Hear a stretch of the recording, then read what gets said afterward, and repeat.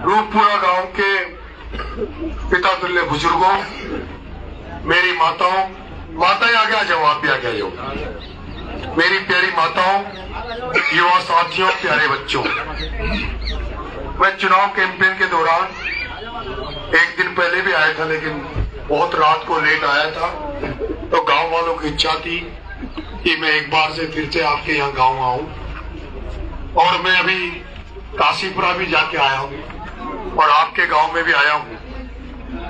मुझे जैसे ही आपके रूपपुरा में घुसा, एक बहुत ही जटिल समस्या मेरे सामने आई कि जो 11 kV बिजली के तार 11,000 वो पूरे गांव के मकानों के ऊपर निकले हुए हैं,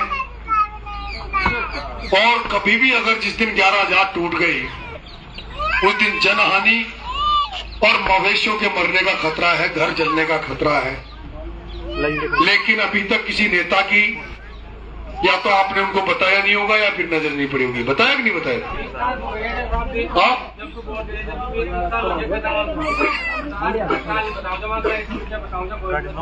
ये कह रहे हैं कि हम तो 25 साल से बता रहे हैं कि साहब हमारे लिए जान का खतरा है, हमारे मवेशी मरे। वो 11,000 मैंने देखी है, और रूपपुरा में घुसते ही जो बस्ती है, वहाँ जो मकान है, उनके बीच में गोडा गोडा गारा है। मतलब देश की आजादी के बाद भी आज ये हालात है कि इतने सारे जिला परिषद है, पंचायत समिति है, पंचायत है, MLA कोटा होता है, सांसद कोटा होता है। वसुंधरा जी यहाँ से 2 बार मुख्यमंत्री रह गई, उसके बाद भी अगर गांव में कीचड़ हो, शमशान घाट की समस्या, काशीपुरा में कहा शमशान घाट नहीं है। आपके यहाँ कोई नाला है, उसका वो भर गया, बताया, उसमें पानी आता है। कुल मिला के जो भी है, चारों तरफ भ्रष्टाचार है, सरकारी दफ्तरों में भी भ्रष्टाचार है, और सफेद पोष कपड़े पहनकर जो नेता है, उन्होंने भी केवल एंड केवल भ्रष्टाचार किया है, अपना घर भरने का काम किया। राजनीति को केवल पैसा कमाने का उन्होंने जरिया माना है, धंधा बना लिया। मैं आपको विश्वास दिला रहा हूँ रूपपुरा वालों, जैसे आज नंगे पैर गाड़ी से आया हूँ, चुनाव के बाद नंगे पैर पैदल पैदल आपके गांव में आऊंगा, और आपके गांव का परिवार का सदस्य बनकर आपसे मिलकर हम सब मिलकर इस एक एक समस्या को दूर करेंगे। आपको लगेगा कि ये जो लड़का जिसको वोट दिया, नरेश मीणा को, ये कोई नेता नहीं है, ये हमारा बेटा है, भाई है, हमारे बीच का है। इसीलिए सभी गांवों में जा जाके, जैसे अभी तक नेता आए होंगे, नेता आते हैं, कोई एक आदमी के घर चले जाते हैं, उसी से पूछते हैं कि भाई क्या करूं क्या नहीं करूं, और जब वो एक आदमी से पूछते हैं तो वो अपने स्वार्थ सिद्धि के लिए नेताओं को काम बताते हैं। लेकिन जैसे मैं आपके गांव में आकर बीच में बैठ जाऊंगा, तो पूरा गांव जब बताएगा काम, तो स्वार्थ का नहीं बताएगा, सार्वजनिक तौर पर सार्वजनिक हितों के काम बताते हैं। तो आपके बीच में सार्वजनिक हितों के काम बीच में बैठकर काम करूंगा। विकास का जो फंड आएगा MLA का, उसको जनता को दूंगा, आपको बताऊंगा मैं एक पैसा दे रहा हूँ, आपकी निगरानी में काम होगा। CC बनेगा तो निगरानी में होगा। कोई मैं गया देवनारायण भगवान के वो तार लग रहे हैं, किसी ने कहा कि पहले कागजों में वो बाउंड्री बन गई, बताइए, तो उसकी जांच कराऊंगा।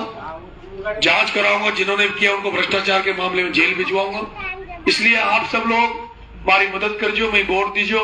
वो आपसे वादो कर रही हूँ, आपने जो बरसात की फसलों जो चौपट होगी जी, उन बरसात की फसलों का भी फसल बीमा का पैसा मैं आपको दिलवाने का काम करूंगा। सभी किसानों को फसल बीमा का पैसा दिलवाऊंगा। और वो दौड़ रहे छू, वो देख रहे जो अपना यहाँ सबसे ज्यादा वोट दलित समाज का है अंता विधानसभा में, इससे बेरवा समाज, मेघवाल समाज। और आज आपने आपका रूपरा गांव में बाबा साहब भीमराव अम्बेडकर की मूर्ति लगा रखी है। इको मतलब है संविधान का अनुसार देश चलनी चाहिए, जंगल राज, गुंडा राज खत्म होनी चाहिए, कानून का सही उपयोग हो, इसलिए कानून का काम करें। मैं बाबा साहब की मूर्ति के आगे खड़ा होकर आपको वादा कर रहा हूँ कि भ्रष्टाचार को जड़ से उखाड़ फेंकूंगा।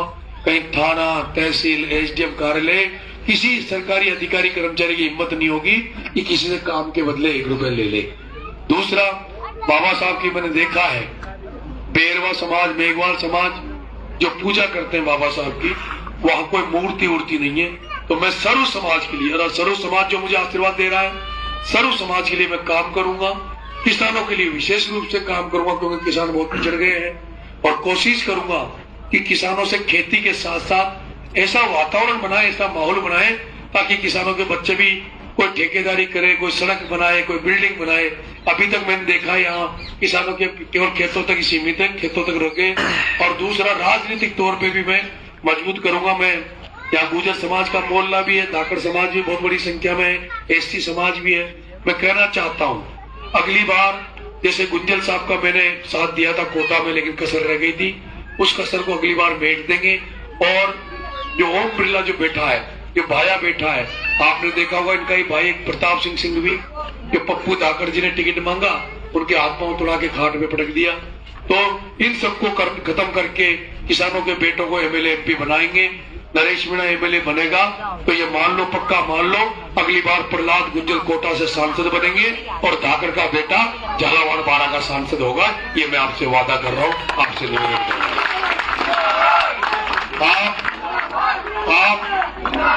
आप चुनाव चिन्ह माता बहनों को जरूर समझाना, बुजुर्गों को जरूर समझाना। मैं मशीनों जो सिंबल भेज दूंगा। तो बहुत बहुत धन्यवाद। गन्ने में वोट देना 9 नंबर पे, किसान और गन्ना 9 नंबर पे। नरेश कुमार मीणा नाम है, किसान और गन्ने पे वोट देना। बहुत बहुत धन्यवाद। राम राम साहब।